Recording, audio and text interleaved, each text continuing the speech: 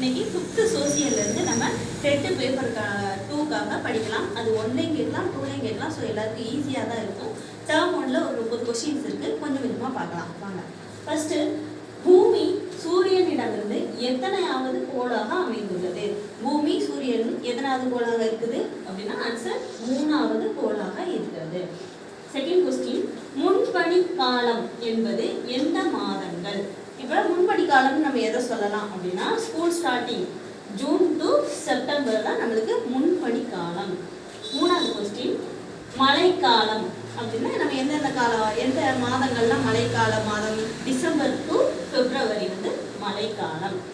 4வது கொஸ்டின், செந்நிற கோள் அப்படின்னா நம்ம எதை சொல்லுவோம் அப்படின்னா செவ்வாய். செவ்வாய்ங்கிறது தான் நம்ம என்ன சொல்லுவோம்?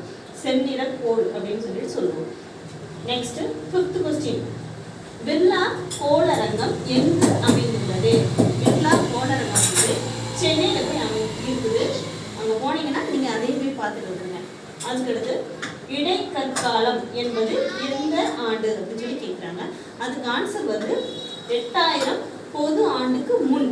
இதில் ஆப்ஷன்ஸ் எப்படி கொடுப்பாங்க? 8000 பொது ஆண்டுக்கு பின்னா முன்னா, அடுத்து 6000 அந்த மாதிரி கேட்பாங்க. ஸோ மறக்காம 8000 பொது ஆண்டுக்கு முன் அப்படின்னு சொல்லி போடுறோம். அடுத்து, கீழடி அமைந்துள்ள மாவட்டம் எது? இது எல்லாருக்குமே தெரியும், சிவகங்கை.